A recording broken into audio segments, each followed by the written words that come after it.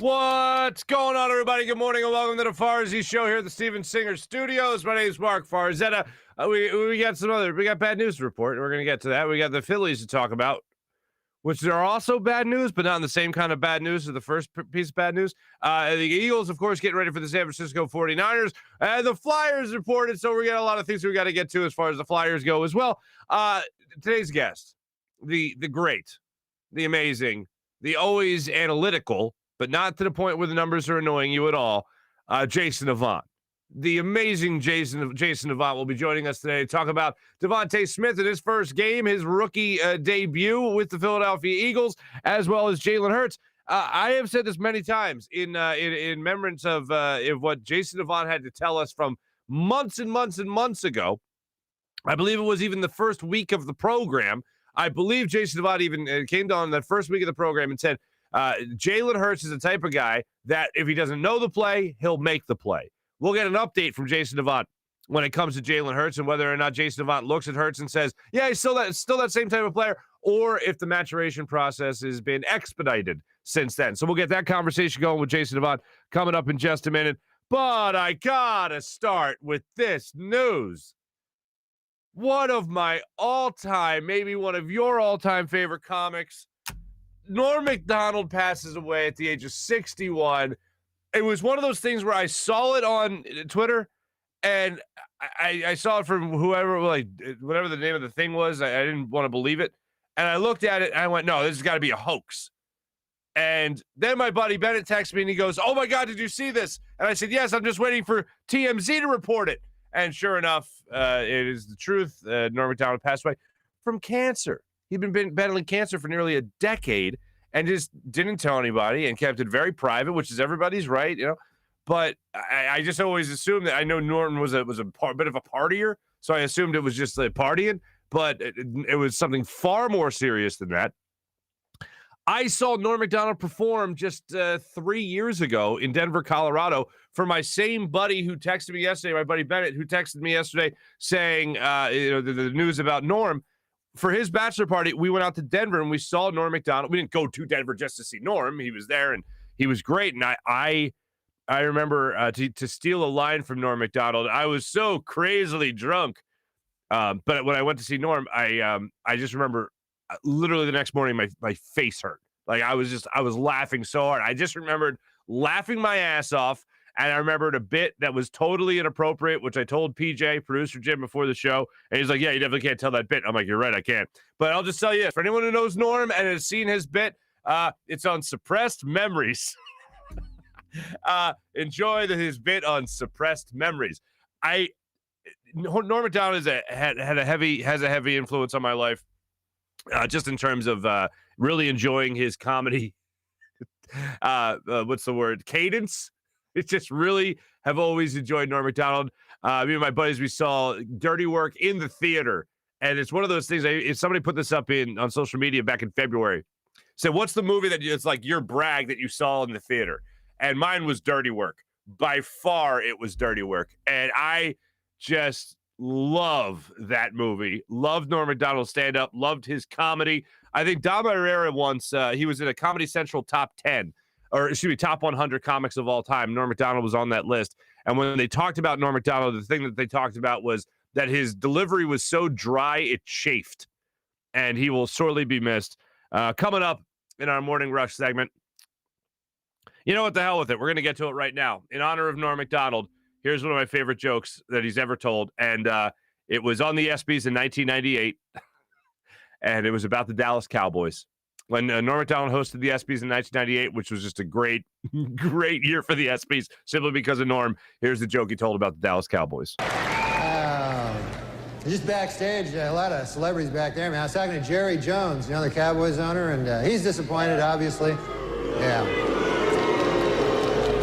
Well, he's a good guy, though, man. He's talking about rebuilding the team, you know. And he told me, he says, we have to get back to what made us a championship team. Strippers and crack.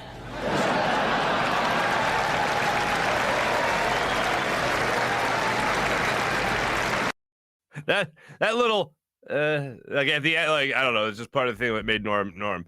So he'll be sorely missed, obviously. I just wanted to pay my tribute to Norm Macdonald to start out the show. The Phillies, we talked about the Phillies a while back about how they're done, and they're done. They're done. Oh my God, are they done? So they're 2.5 games out of a wild card, which makes you go, oh, wow, they got a chance. And then you notice they got like 3 teams ahead of them. And then last night, after losing 3 or 4 to the Rockies, they open up against the Chicago Cubs. And they go out against the Cubs, and Kyle Gibson looks really good at baseball for about 4 innings.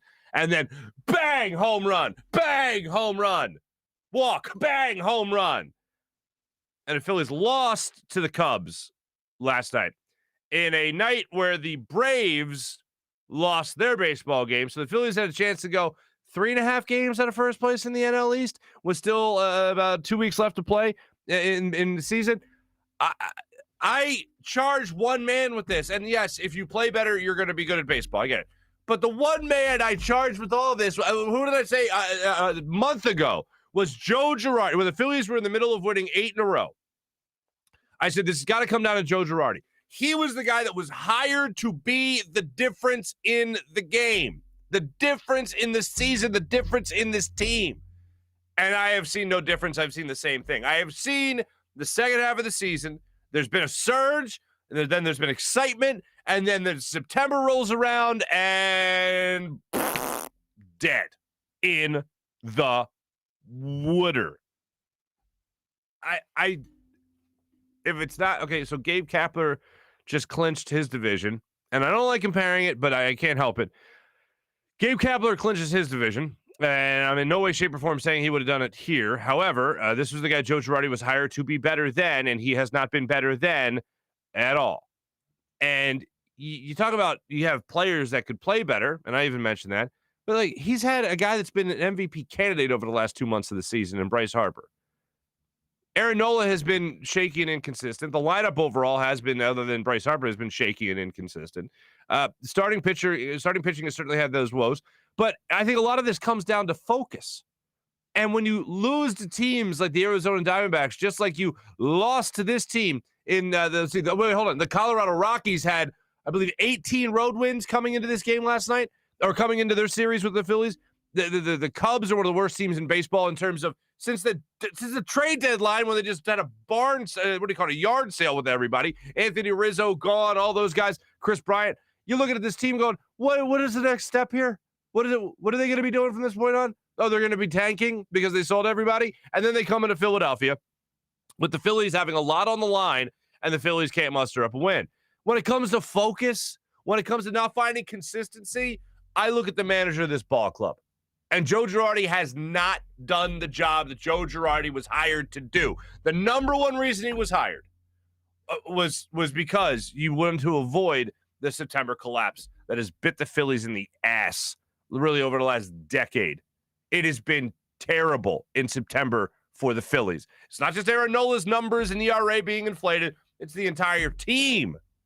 It's the whole team. And I can't stand it. And that's why I tried telling you guys, even a month ago, whatever it was, 3 weeks ago, I said, look, they're going to have games. I'm going to root for them. I'm going to hope that I'm wrong.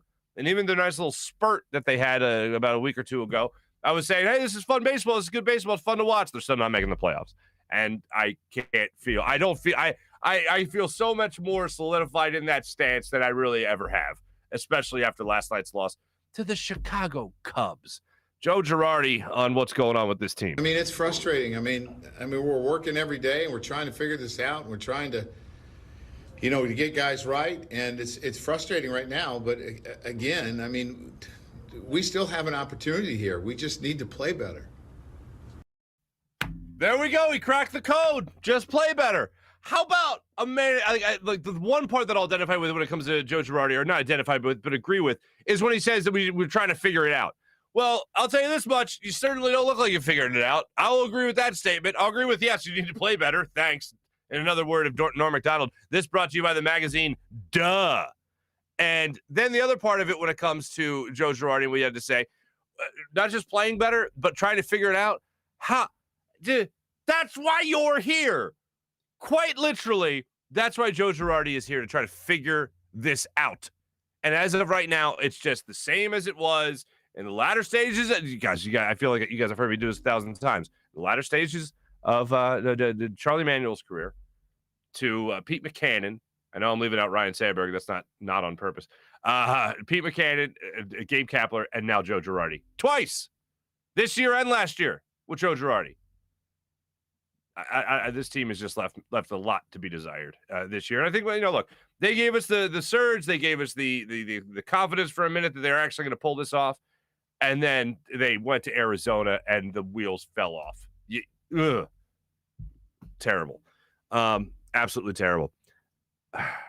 Phillies and Cubs will continue their series today. So there you go. The Eagles. Hey, remember them? By the way, the Eagles not only starting but winning their season. I don't know what it is, they're winning their first game of the season. I don't know what it is, but it has just made the Phillies seem like it made it seem like the Phillies hadn't played in a week. That's really what it felt like. It felt like the Phillies were in some kind of NFL schedule where it was almost like the pay no mind list at that point. It feels like forever since we even talked about the Phillies on this show. So let's move on to the Eagles then. The Eagles had some press conferences yesterday. We'll let you hear from one of their coordinators, their offensive coordinator, Shane Steichen, because he had talked about what he really liked about Jalen Hurts and what made Jalen Hurts' performance so good. But the one person I do want to talk about is Jonathan Gannon, who I have praised a lot this week and really had a lot of anticipation to see what he was going to do as the Eagles defensive coordinator. And that first half against the Falcons, especially the first two drives against the Atlanta Falcons, I was thinking, we're going to look at this defensive line like it was the big strong suit of this defense, right? And they weren't getting home in the first half. They weren't getting after the quarterback in the first half. They weren't stopping the run in the first half. The only thing they were doing was doing that famous bend but don't break type thing. And for whatever reason, it was actually working, the bending but not breaking, in terms of just holding them to field goals in the early stages of this game. And then in the second half, they started getting home. Javon Hargrave, he started beating his man instead of just pushing him back, instead of bull rushing him, starting to get after Matt Ryan. You saw Milton Williams get some pressure as well. You saw some of these guys actually get off their edge as well. Brandon Graham had one really good play in the first half, but in the second half, it seemed like multiple defensive linemen were really standing up their guy, beating them and getting to the quarterback, if not only to pressure Matt Ryan. So what changed? One of the things that I noticed, and I mentioned it to you guys before, was the fact that you saw in the box, you had 8 guys as opposed to just keeping, 7 or 4 guys in the box. You were stacking a little bit more, keeping an extra man down there. And then bottom line is guys were just beating the man in front of them, which anytime you do that, I think good things are going to happen. It's almost obvious. It's almost too obvious when you think about it in that way. And you'll hear it from Shane Steichen when he talks about the performance from Jalen Hurts. It's almost too obvious when you break it down the way these guys broke it down. But Jonathan Gannon talked about some of the things that he looks at defensively speaking. He talks about alignment, he talks about assignment, and he talks about key. You make sure you're keyed in your performance and all that. Make sure you're sound technically in your performance. He said once they started doing that, it wasn't necessarily a matter of making an adjustment, putting more men in the box. Once they just started doing the fundamental things, it didn't have much to do with what he was doing as a defensive coordinator as much as what it was doing with his players on the field actually getting the job done. I thought that was he had an opportunity to take a lot of credit yesterday and say, oh yeah, well, we saw this and we did that, and talk about the adjustment that he made. And he definitely made an adjustment. But instead, you know what he keyed in on? His players. And he just said, we didn't expect, we saw things that we knew. We saw, how did he put it? There were things that the unscouted looks, basically. They knew they were going to get unscouted looks. So they knew what they were going to see was something they hadn't seen before. So that kind of gave the Falcons an edge in the early goings of this game.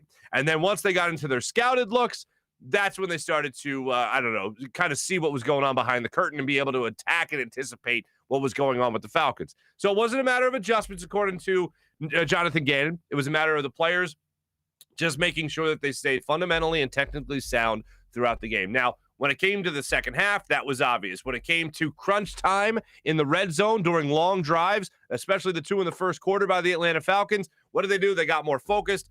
They keyed in, and they took care of their business as a defensive line, as a defense as a whole, to make sure that they were stopping the Falcons. So again, Gannon could have taken a lot of credit yesterday. Instead, he didn't. He gave a lot of credit to his his defensive line, which was cool. As far as the offensive side of the football goes, Shane Steichen addressed the media yesterday where he talked about Jalen Hurts. He was asked about Jalen Hurts and what was so impressive about his performance. Here's Shane Steichen on that. Yeah, I think it was a little bit of everything. Just his calmness and his readiness, the way he prepared throughout the week. Like, I had no doubt he was prepared to play.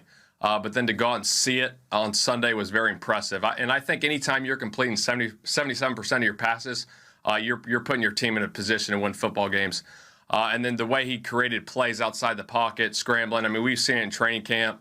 But to see it live on Sunday was very impressive. So hats off to him for his preparation and his execution.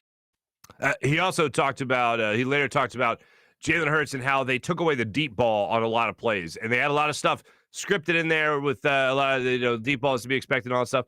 And instead, they just were checking down a lot. And he said that was the reason. They took a lot of that away. The Falcons took a lot of those opportunities away. And credit to the Falcons for that. They get paid too, as the cliche goes. But he said one of the things they did well, anytime you commit 70 or complete 77% of your passes, you're having yourself a good day. And that's exactly what Jalen Hurts did in the season opener against the Falcons. So he was accurate. He was on point. He made the smart play. He didn't make a play that hurt the team. And as I said many times, it's not really about this team trying to come up with the big play, but just come up with the smart play. And going back to last year, it always felt like this team was trying to do a little too much instead of playing within themselves. And I think that's what Jalen Hurts did in this particular game, play within himself. And I thought that was a huge reason as to why the Eagles won this football game. But going into it, I think most people, and we talked about it on this show, when you talk about speedy wide receivers, Devontae Smith, quick and speedy. Jalen Reagor, speedy. You talk about Quez Watkins, speedy. Talk about those guys. If I'm a defensive coordinator, if I'm in this case Dean Pease, and I see those three guys on the football field or even two of those guys on the football field, I'm telling my safety, hey, don't forget the number one rule for you, buddy. You're deepest man on the field. That's what's happening every single time. Because any moment one of those guys can break a 60-yard touchdown. Any moment one of those guys could hit for a 75-yard touchdown. Because if they get behind the defense, it's game over. No one's catching up with those guys. So if you're a defensive coordinator, you have to think about it similarly to, and I think we use this guy's name all the time and almost way too much, similar to the heyday of Deshaun Jackson. Make sure you have a guy deep at all times to make sure you take that deep play away, that safety over the top, right, as they always talk about. If you can take that away from the Eagles, they're going to be doing a lot of what they did against the Falcons on Sunday, which is the underneath routes, which is the short passes, which is the checkdowns, which is exactly what they did in this particular game. And they still won. They said, okay, that's what you're going to do with us defensively. This is what we got for you down below. And that's why you saw the 4 consecutive passes to Devontae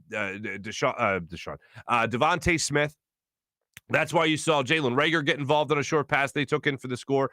Air yards is what basically Shane Steichen was asked about yesterday during the press conference. And he was just like, yeah, that's great. But if they're giving us this stuff, we got to take this stuff and then make the play after it. I mean, that's one of the whole reasons you like the West Coast offense was so popular for as long as it was. And now it's become this bastardized version with still deep plays involved and all that stuff.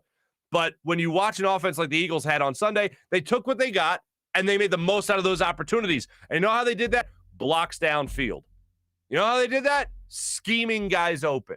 And that's the way you beat a team like the Falcons that were trying to keep you contained to around the line of scrimmage the entire time. So kudos to Shane Steichen. Kudos to that Nick Sirianni fella for making sure that this game plan had enough checkdowns in it that the Eagles were never going to get tired of doing it, and the Falcons didn't know what was coming next. So that was great to see. Let me tell you right now, before we get to Jason Avant for his analysis of this game, let me tell you about my good friend Steven Singer of Steven Singer Jewelers. The other corner of 8th and Walnut, right in Philadelphia, right on Jewelers Row. Also at IHateStevenSinger.com. Always fast and free shipping at IHateStevenSinger.com. If you're looking to get engaged, look no further than Steven Singer Jewelers. I got my wedding bands there. I got my engagement ring there for my wife. This place always takes care of you. I had another friend reach out to me over the weekend. Not about engagement. This one wasn't about engagement. This was about just a nice present. Hey, is Steven Singer really always cracked up to me? Yeah. So send them on over. Simple as that. If you are looking to get engaged, they have the Ready for Love diamond engagement rings that aren't just a clever name. They literally are ready for love. right there. They also have a beautiful inventory for you to see everything. A real jewelry expert will walk you through all their beautiful products that they have there. You got to check it out. IHateStevenSinger.com. That's IHateStevenSinger.com. Always fast and free shipping at IHateStevenSinger.com. Without further ado, that was my analysis on what the Eagles got going on. Let's hear from Jason Avant on what he has to say about Devontae Smith and hear what he has to say when it comes to Jalen Hurts and this offense as a whole. And Jason also gives us a nice little sneak preview of what could be happening against the San Francisco 49ers. What a big test this is coming up this weekend at Lincoln Financial Field. Without further ado, from inside the Birds Network with Q&A, Quentin Michael was on with us yesterday, his partner, the great Jason Avant.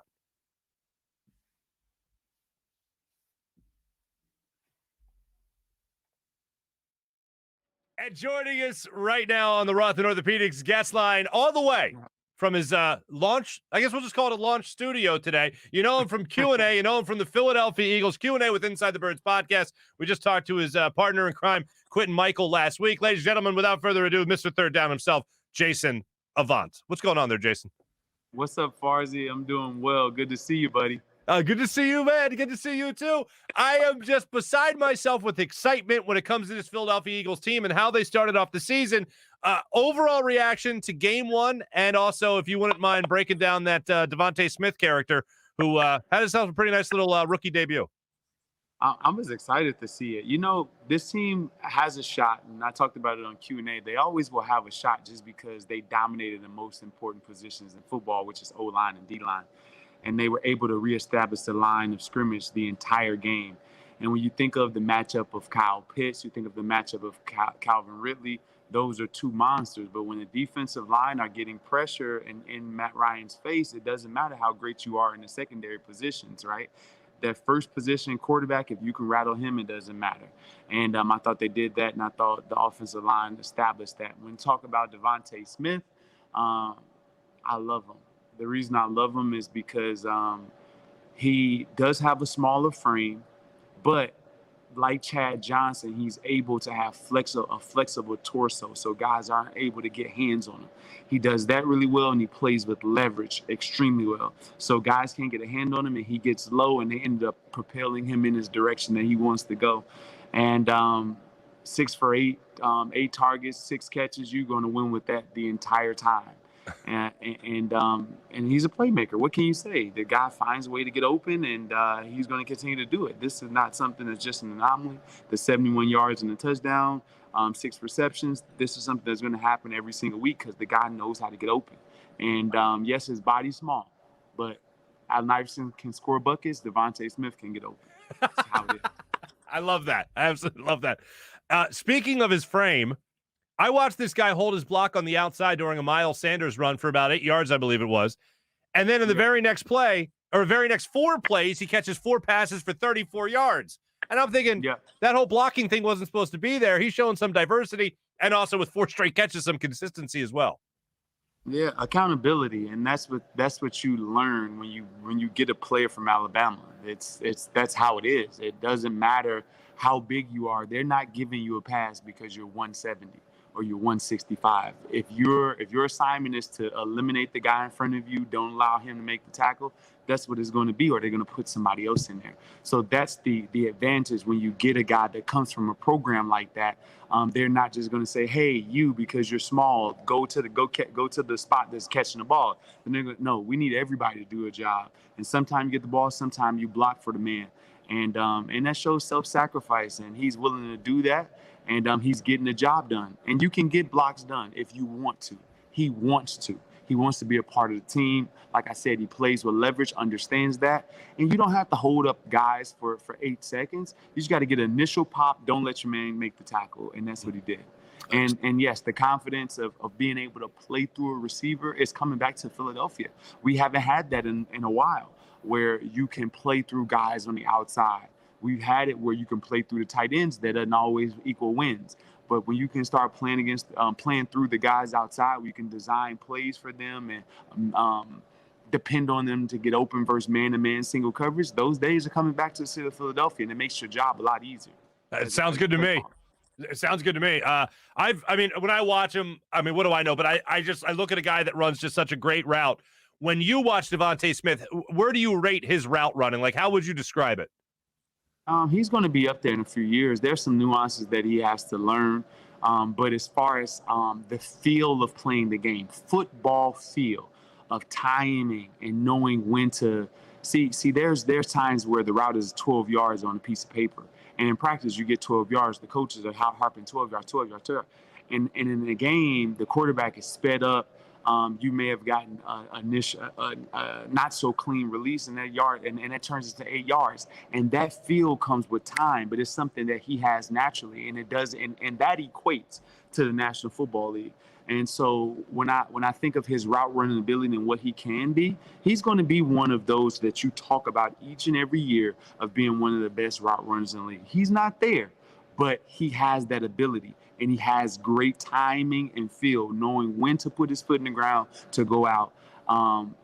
It's not X's and O's when it comes to that. That's a football player understanding timing of the game and the rhythm of the quarterback and all those things. So he has that naturally, and in a few years, we're going to be talking about him as one of the premier route runners, along with the Calvin Ridley, along with a Devontae Adams. He'll be out of the league by then or to another team. But, we'll be talking about him and the Jerry Judys and all those things. These guys are our premier route runners.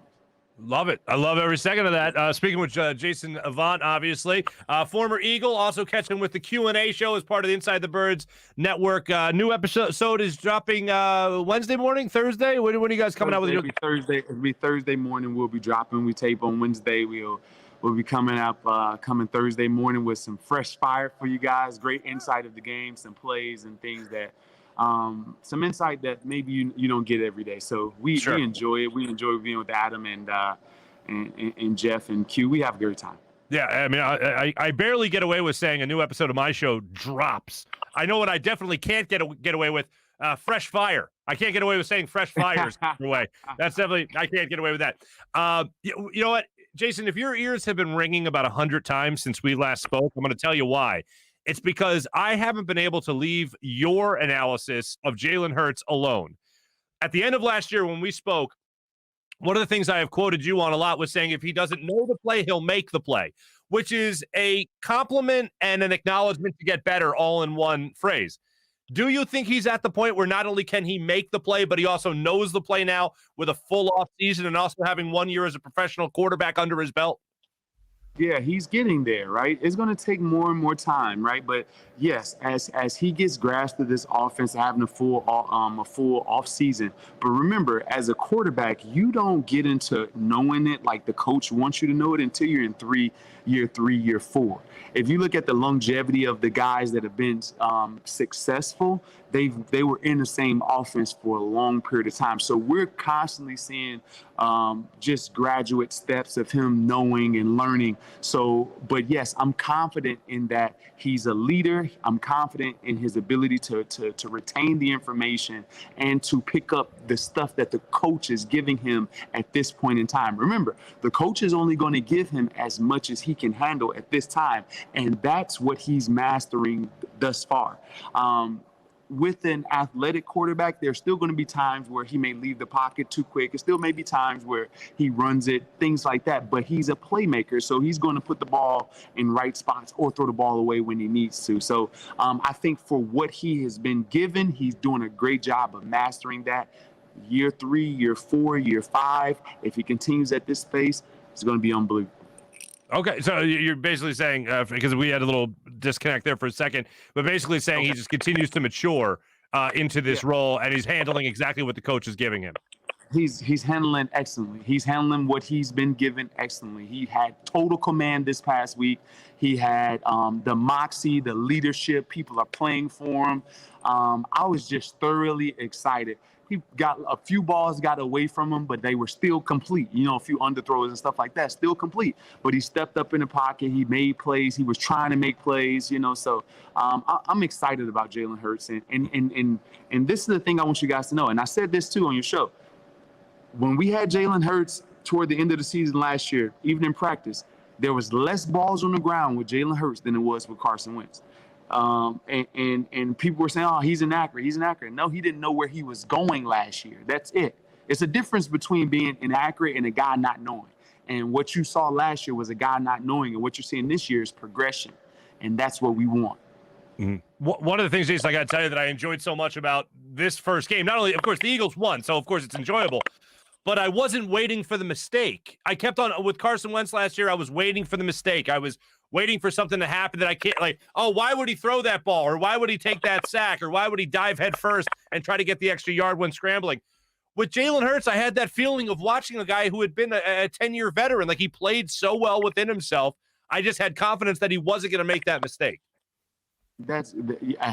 Yes, because we've learned over the years with Carson that there is going to be like some ups and some downs, and we're still learning Jalen. We're still learning how he is, but the thing that I do know is that he cherishes the football, right? Like I told you, these are and this is something that Nick Saban has to get credit for. His players has the same MO. They have the same mentality. And part of the thing that he preaches is accountability and protecting the football. If you can't protect the football, you can't play for him. And that's the same mentality that he's bringing through Jalen Hurts through to this team.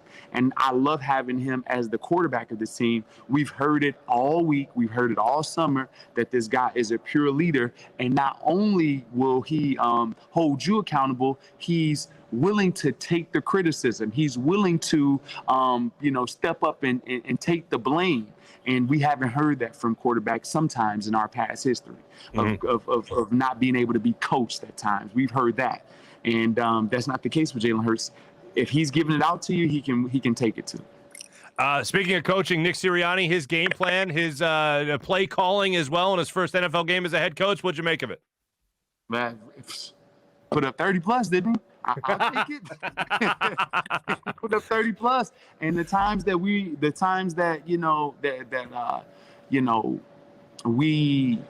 were behind is because of penalties, right? Before it's the 14 penalties. So the times that we were, behind and downs, and we had a 3rd and 20 one time plus.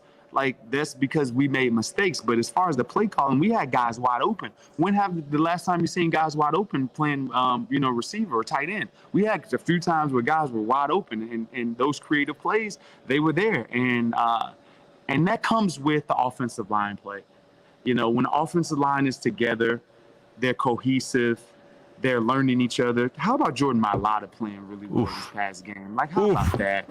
Just after a contract extension, the pressure, good rush, whatever it is. He comes out and plays and pancakes a few people. But when the offensive line is playing well, you're going to get open plays. And that's what we saw from Nick Sirianni. I think it's just a great time for a new coach and an offensive line being healthy, and that's helping him as well. That's another criticism that I'll go back to last year. You didn't really see guys that were schemed open, so to speak. And Devontae Smith's touchdown, even though I think man coverage, he comes out. I have to ask you about that as well. Man coverage, he comes out, beats the man, but it was because he had a rub route right out of the gate right there. You essentially schemed him open or helped him get open. You helped them get open, and you put the right person at the right time, right? So you had Zach Ertz doing it, knowing that he's a veteran, knowing that he's a pro at rubbing without getting a penalty, right? So that's a scheme, right? You can do that play with 2 receivers.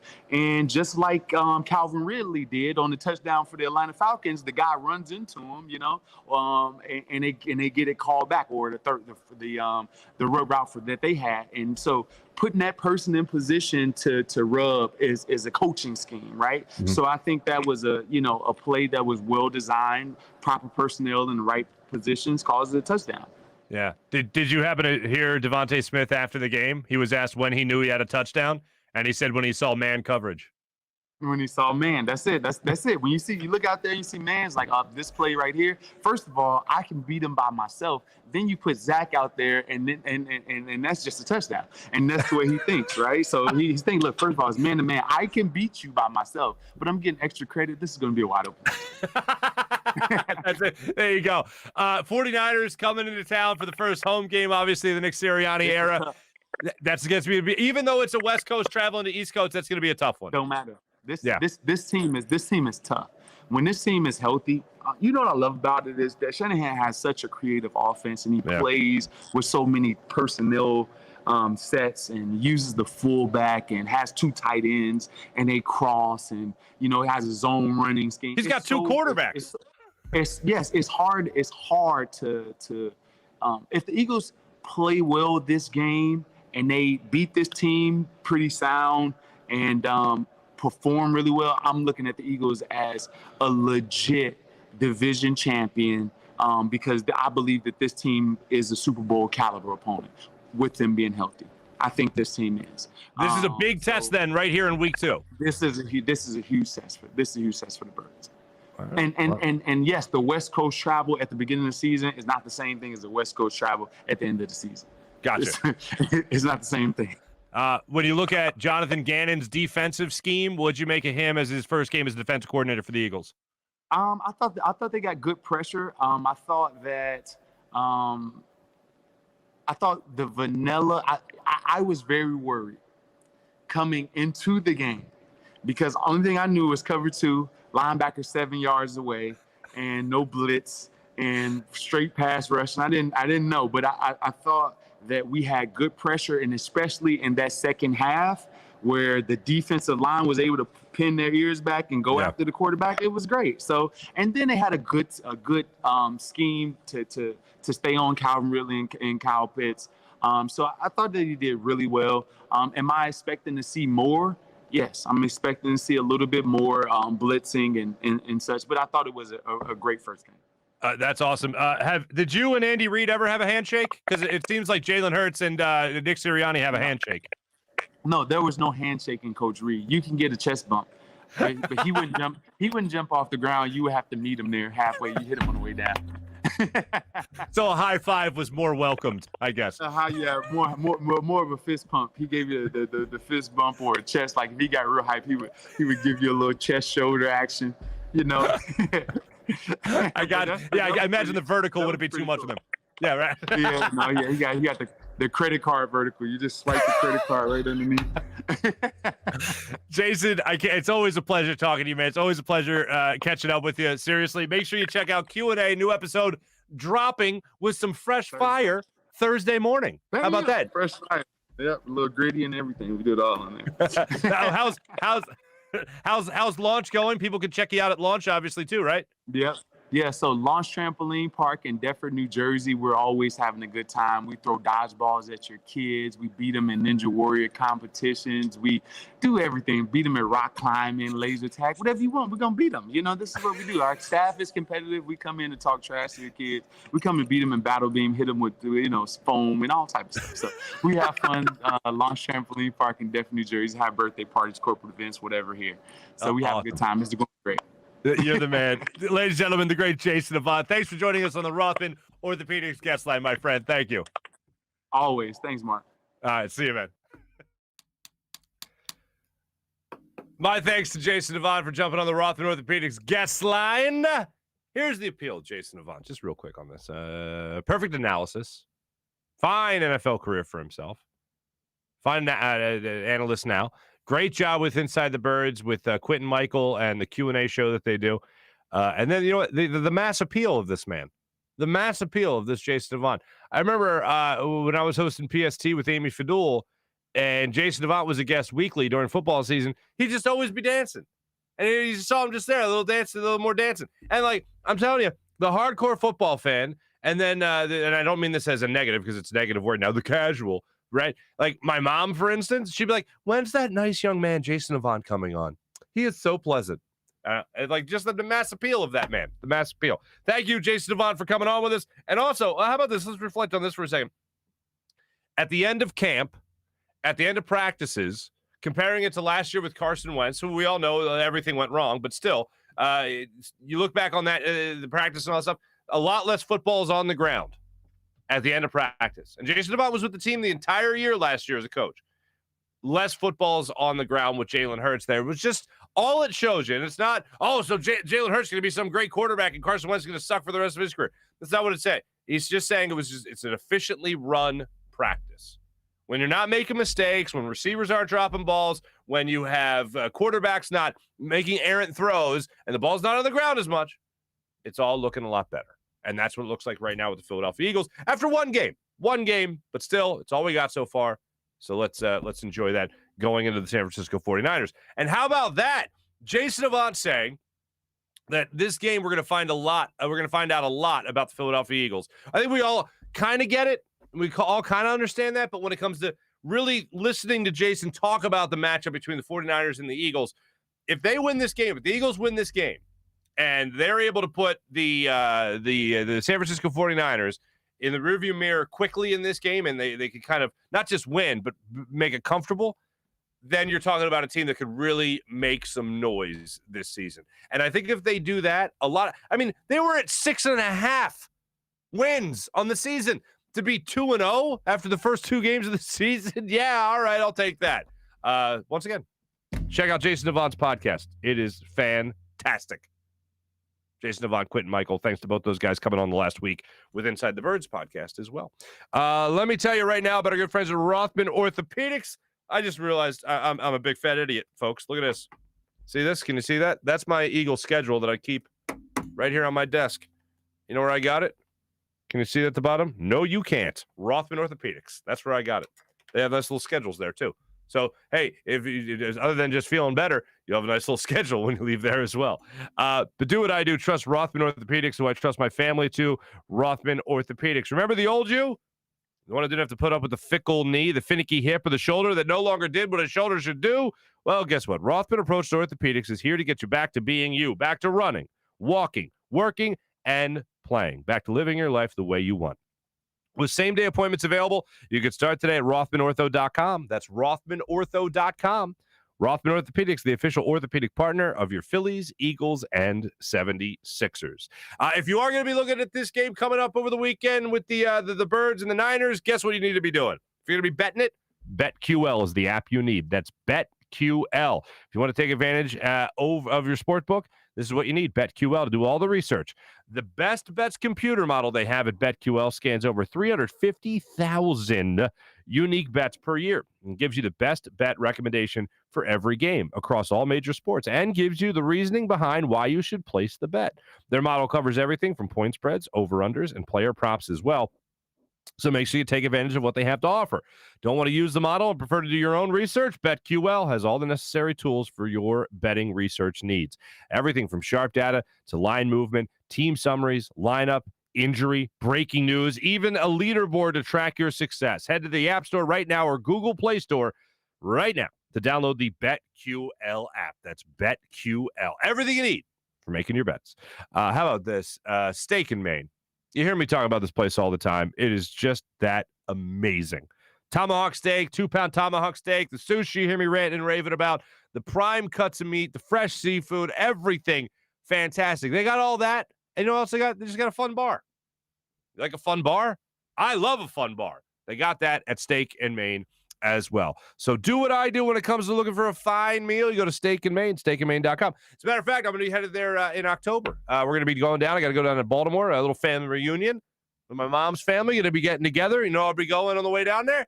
Steak and Maine. You know what I'll be eating? You're damn right, that 2-pound tomahawk steak. So whether you dine in the more upscale steakhouse or casual bar and patio, you'll enjoy the highest quality of prime meats, fresh seafood, world-class oyster bar, and freshly prepared sushi. All that with an extensive wine list, including Cavada Cellars wines, open every day for lunch, dinner, and Sunday brunch. Steak and Maine in Northeast Maryland voted #1 place for steaks in America by the Travel Channel and the Cooking Channel. Check it out for yourself. Go to steakandmaine.com for more information. How about WinView, the only game where fans can take advantage of other fans and end the debate once and for all of who is the biggest sports fan? If you have those friends or you have those family members who think they know everything about sports, oh my God, so annoying. Well, play them in a WinView contest and see if they can walk the walk as well as talk the talk. You want to break up the monotony of family dinners and get-togethers? Play during a quarter of Monday Night Football to have a little skin in the game. And it's a perfect way to add a little extra layer of competition to your fantasy football league as well.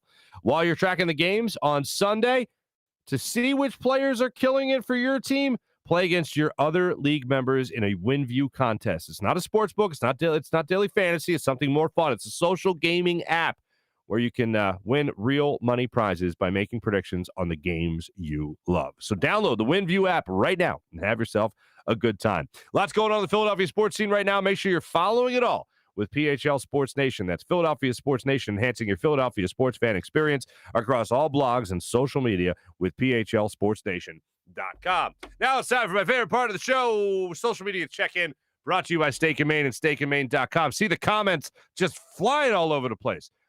Real quick, let me just say this. If you were with us yesterday and maybe you pieced out at the last second, I will just reconfirm, PJ does not participate in human trafficking. That was all just a bunch of malarkey, if you ask me. And him, because he's the guy texting me to tell me that. All right, who do we have? Dan. Good morning, Dan. Last day. I'll be here until next Tuesday, leaving a day early for Myrtle Beach. Hell yeah. Phillies blow. What? Daniel?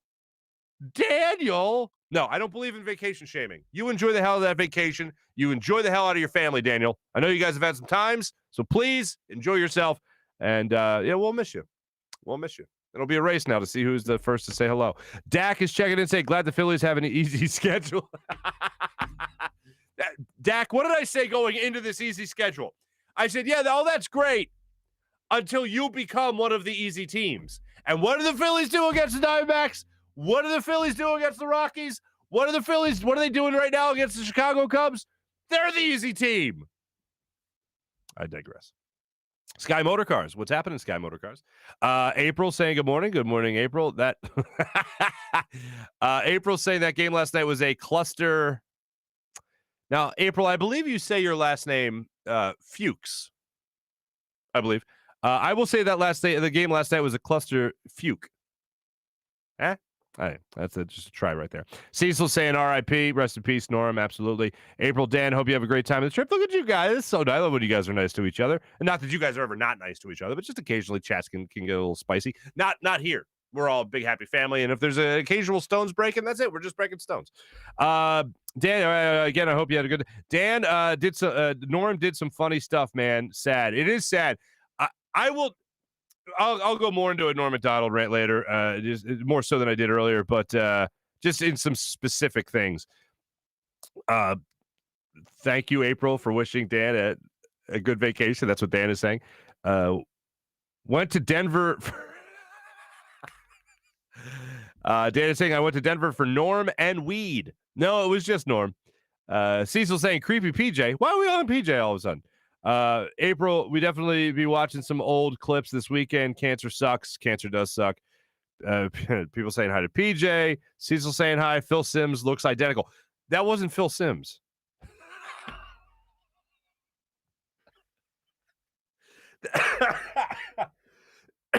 That was Boomer Esiason. That was not Phil. In the clip that I played with Norm, it was Boomer Esiason. Well, often confused. But anyway, Mark, we are going in 2 weeks. We are done talking about the Phillies. Oh, we're going into week 2. Sorry. We're going into week 2. We're done talking about the Phillies. Now, I got to at least mention it. If there's a game happening night before, and it's a Wednesday, which is the limbo day of a football season, did I mention the Phillies? I mentioned the Flyers earlier. They got things going on. Everyone's going to be fully vaxxed. They're talking about that. So there you go. And people are at camp. We're going to have ourselves a good time. New Orleans has interest in Simmons. I'd still say this is Dan. I'd like to see him just rot and sit out. Can't stand him. Dak's back checking in saying it's not the manager. Giants clinched. It's the organization starting top to bottom. No, you're exactly right, which is why I don't like doing the manager thing. And I even said that I don't like doing the manager thing, but I know a lot of people are doing it, especially right now with the Giants clinching. I acknowledge that this problem is far bigger than the manager. I 100% acknowledge that.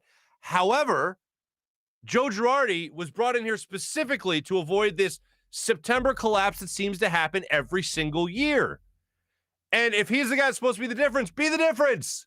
You have talent on this baseball team. I'm done with you don't have talent. And look, I understand you don't have a lot of homegrown guys. Bryce Harper's here. JT Realmuto's here. Zach Wheeler's been your best pitcher all year. Didi Gregorius been up and down in the lineup and all that stuff. Ronald Torreyes has played a significant amount. You brought Freddie Galvis back. You had Andrew McCutchen in left field. I think this team has some talent. It's just amazing to me that it's a lack of focus that seems to really do them in every single year. And I thought that's why Joe Girardi was here, to keep them focused, especially through September when it mattered most. So yeah, I'm not saying that if Gabe Kapler was here, you're all of a sudden in the playoffs. I'm not saying that at all. I'm not saying that that's the Braves then looking up at you at 4.5 games saying, wow, look at the Phillies team there. Gabe Kapler's really got them playing. No, it's an organizational issue. And you know what's the greatest acknowledgement of that? Dave Dombrowski going, we're going to need a new director of player development because we need to move in a different direction at that level. And making some other changes to who are his senior advisors and all that. So, yeah, I think it's not just a small, isolated thing when it comes to the manager. It's an organizational thing. Dak, you're 100% right. April, Dak, she agrees with you. Wait until they don't sign anyone and sell us Kingery and Bohm as answers for next year. And then we riot, folks. All right. Carter saying facts. We all seem to agree. JD, what's happening? I know I'm not Mark, but no. Wait, hold on. Why are we saying no here? One thing that the late, great Norm Macdonald would all want us to know is that he could not stand Ben Simmons. That's probably true because Norm was a big bettor. He loved betting for a long time. So he probably did not like Ben Simmons. Dude is washed. He is. John Wall. Ooh, the John Wall trade. Yeah. So I'll show you in our morning rush, but there's a rumor out there about John Wall. A lot of rumors out there right now about John Wall. He wants to leave Houston as the bottom line. And should the Sixers be interested, we'll talk about Luigi. Wait, where's Luigi? Luigi's not. Oh, wait, Luigi. Another day. Another 1 hour, I'm here just in case you bring in a weather girl. Wait. Luigi, keeping you in my heart. You deserve the weather girl. I don't know how guys tag people. Wait. I don't know how you guys tag people either. It's some kind of magic. I've tried everything. I don't know what's going on there. Julian, you make me laugh. I assume that's Dan. Come on, Mark. It's another Wednesday. No Hollis. We'll get Hollis back on the program, just like we'll get a weather girl back on the program. Broads, where is it? Broads here? No Broads. Michael, hi Broads. Where's Broads? Did I miss Broads? Broads Media. There you are, buddy. Jason is phenomenal. Oh, this is where the Jason Avant love starts. This will be a minute, folks. April, yeah, we all love their pod. They're great. I love them. They're fantastic. Rick, I could listen to Jason all day. Ditto. I could as well. Did Mark mention PSD? Yes, I did, Mally. There you go. Special shout out just for you. Did I mention Jerry? Jerry, nice to see you. There was one more that kind of. Oh, Dan's putting out Chris Farley, another one gone too soon. Fat Nah in Little Coat. Tommy Boy was another classic. It wasn't Fat Boy in Little Coat, Dan. It was Fat Guy in Little Coat. Anyway, what's that funny comedian, Buddy Wackett? Anyway, yes. And by the way, it was Norm Macdonald sitting outside the school bus in Billy Madison eating the lunches with Chris Farley and that other guy who would steal 30-bag lunches. Now I'm going to go on a Norm Macdonald rant. Last one. So who would you rather? This is also for Billy Madison. So who would you rather bone? Jack Nicholson now, or Jack Nicholson or Meg Ryan? Jack Nicholson now or Jack Nicholson 1974? 1974. Meg Ryan. Phenomenal scene in Billy Madison. Don't know how that movie didn't win an Academy Award. Carl, good to see you. Let's see. Dispensary? You have the voice of an angel. Actually, pretty good. Hollis better make it back before the weather girl. What, am I missing anything? I want to make sure I get everybody in. Thomas, what's up, Thomas? Nice to see you. I know Mark's grandfather ushered for the Orioles because I'm a psycho. So yes, it is a family reunion. Is your family reunion when it seems like you're in Baltimore for a family? Is it a family reunion when it seems like you're in Baltimore for a family reunion every other day? Okay, I see what you're saying now. Sorry, Thomas. Yeah, no, I haven't been to Baltimore for a while now. It's been a minute. It's been a minute. My mom and her 11 brothers and sisters are all from Baltimore. House was better. Yes, I think that wraps it up. I think we're good. Yeah, I think we're good. Thank you to everyone that checked in on our social media check-in, brought to you by Steak and Maine at steakandmaine.com. Always a pleasure catching up with you guys. Here's what we got for our morning rush, brought to you by Sky Motorcars and SkyMotorcars.com. We're going to get to Norm. We're going to get to the John Wall thing. First out of the gate, last thing on the Phillies. Phillies Cubs 7:05 tonight. Ranger Suarez starts against Alec Mills. For those that are keeping a tab on that, Phillies 3.5 games out of the wild card, 4.5 games out of the divisional race behind the Braves. So that's fun. Now let's jump to this. Here's the John Wall things that started up yesterday. Sham Charania. Oh, I actually think I said his name right. Look at me, I'm growing. Sources: John Wall, Houston Rockets meet and mutually agree to work together on finding a new home for 5-time All-Star guard. How about that? Plan is for Wall to be present at training camp, but they do not plan on playing him in Rockets games this season. So wait a minute. Let's look at the first part of that. John Wall and the Houston Rockets meet and mutually agree to work together on finding a new home for the 5-time All-Star point guard. What? Is that allowed? A team can work together with a player to seek a trade? What? Now, Wall's due about $91 million. A little bit more, 91 plus. But I would not mind if John Wall ends up on the 76ers. I wouldn't mind it. It's definitely more in the settling range than anything else. John Wall still has his quickness, still has his speed, he still has a lot of the same intangibles that he did a couple of years ago.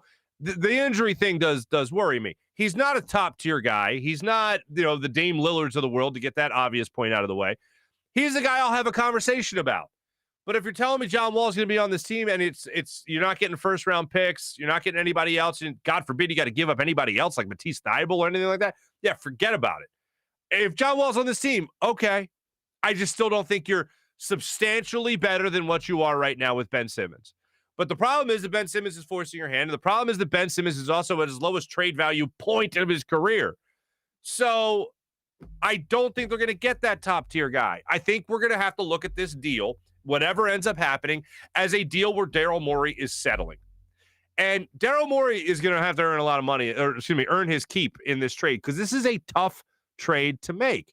And as much as I want to say, John or Damian Lillard or bust, that's like next to impossible when you're, again, selling somebody at their lowest trade value and they're forcing your hand to do that.